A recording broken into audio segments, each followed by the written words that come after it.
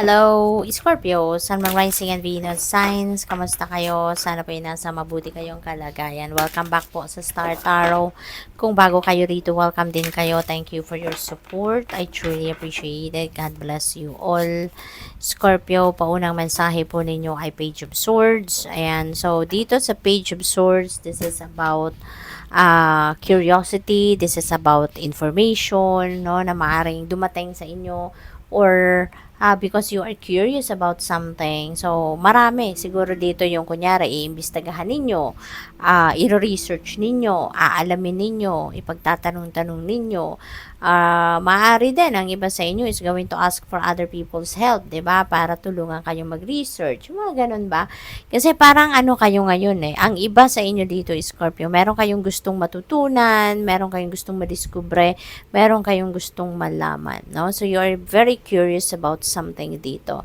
Pwedeng ang iba sa inyo dito because you want to expand your knowledge.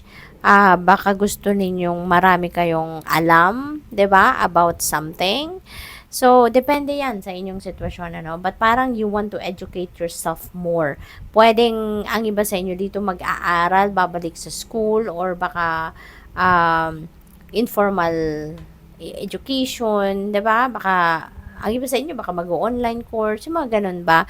Or probably talagang kayo lang, no? Self-taught dito kung ano man ang gusto ninyong malaman na skill, maaaring ganun. Or baka nagre-research kayo or magre-research kayo on your own. So probably may mga ganong ganap dito, no? Ang iba sa inyo. We have Page of Cups. Ayan, this is time for fun. Maaaring meron ditong invitation para sa inyo to have fun. Baka meron mga picnic, may mga bonding moments, meron ditong siguro parties, no, social events na pwedeng kayo'y maimbitahan and you're gonna have fun. Maaari din na ang iba sa inyo dito, Scorpio, if you are single, baka meron kayong makilala, 'di ba, na bagong tao diyan sa party na 'yan at baka baka maging kaibigan mo or maging jowa mo, 'di ba? Or baka maging maliligaw mo, yung mga ganun ba.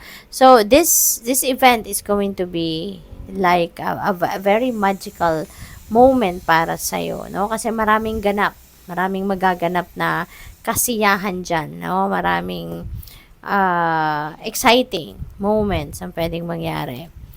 We have Three of Wands. Ayan. So, sa Three of Wands, this is about implementation, no, ng mga plano ninyo. Kasi yung pinanggagalingan nito is Two of Wands, which is planning stage, no. Two of Wands is planning stage, strategizing, as in, pinag-aaralan, yung mga gagawin ninyo, yung ganun ba. And, maaring makonkretize mo dyan ang plano mo. Three of Wands is implementation stage.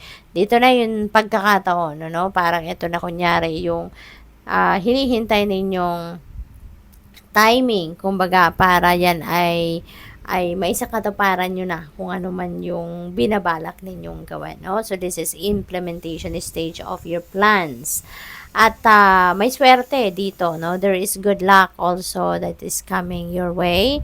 Kaya makakaasa kayo na siswertehin kayo. Makakaasa kayo na siswertehin kayo yung mga ginagawa ninyo, no?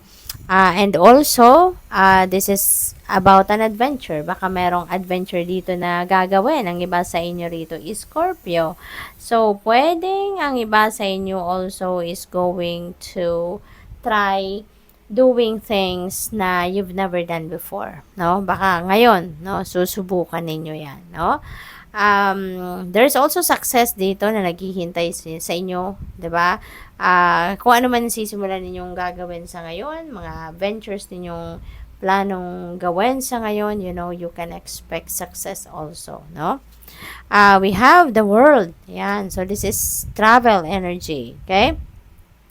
Maaaring ang iba sa inyo rito is going to travel abroad, no? So, the Three of Wands, travel din ito eh. So, probably talaga merong overseas travel na gagawin ng iba sa inyo rito. For whatever reason. Baka pag-aaral, di ba? Baka mag-aaral kayo abroad. Pwede rin naman na magtatrabaho kayo abroad. Pwede rin naman na mamamasyal kayo. So, for whatever reason, For some of you, meron ditong magta-travel overseas.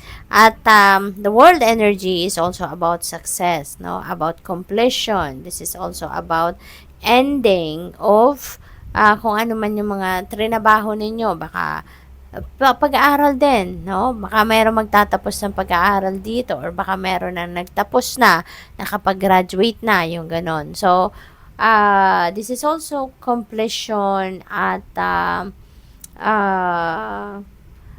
ano to, yung parang achievement, no? Ma-accomplish mo na at ma-achieve mo na yung mga goals niyo, pwedeng ganon, projects na ginawa ninyo for the long term. Kaya, this is a successful time para sa'yo, no? Na finally, matatapos mo na kung ano man yung mga pinagsisikapan ninyo at pinagtatrabahuan at lahat, no? This is also a very rewarding time para sa'yo. Kaya maaari din na meron ditong perang involved, no? Maaring mabigyan kayo ng bonus, pwede rin mabigyan kayo dito ng pay raise, yung ganun ba, promotion, yung ganun. We have Ace of Wands. Ayan. So, may bagong ganap sa buhay ninyo. This is a new beginning energy. The world is also a new beginning. So, maaring magbago, no, sa mga kaganapan sa buhay ninyo. This is a new career na pwedeng magsimula. Pwedeng meron kayong bagong trabaho. 'Di ba? Pwede rin na magta-travel talaga ang iba sa inyo. Since we also have travel energy, so malakas, no, yung energy ninyo na pwede talaga kayong mag-travel dito, no? So, ano man ang ganap diyan, saan man kayo papunta, mag-iingat kayo, no? Lalo-lalo na sa panahon ngayon, ano, na life is very unpredictable talaga. We have learned, ayan, baka kayo ay magtuturo, no? Kaya siguro, baka kayo ay isang teacher, kaya you continue to learn. Learning process talaga ang araw-araw ninyo, 'di ba? Kung teacher kayo, talagang hindi kayo tumitigil na mag-aral, hindi kayo tumitigil na to learn something new. Para lagi kayong merong bagong i-share sa iba, sa mga estudyante ninyo, yung gano'n, no? So, you continue to learn. Strength. When your roots are deep, you need not fear the storm. Ayan. So, feeling ko, inner strength ito. Kasi baka merong mga situation din dito na baka challenging, no? It will appear to be challenging para sa'yo. Kaya kailangan ninyong magpakatatag lang, tibayan nyo lang ang inyong loob. You know, be strong para nang sa gayon, mahaharap ninyo, mamamanage ninyo ng maayos, no? Yung inyong mga sitwasyon. Okay? We have uncertainty. Ayan, baka dahil may mga uncertainty kayo, kaya kailangan ninyo magpakatatag. At always remember, no, na kayang-kaya ninyong harapin, solusyonan ang mga problema, no, na dumadating sa inyo. Kasi, unang-una, hindi yan ibibigay sa inyo kung hindi ninyo kaya. 'Di ba? Kung wala kayong matututunan dyan, hindi yan ibibigay sa iyo. Kaya, rest assured na kaya binigay sa iyo yan, matututunan mo kung paano solusyonan yan at it is for your own benefit. At the end of the day, you know, you are going to gain a lot of learnings, wisdom, lessons na magiging paborable sa iyo yung pagdating ng panahon. So, good luck sa iyo. Thank you for watching Love and Light. Namaste.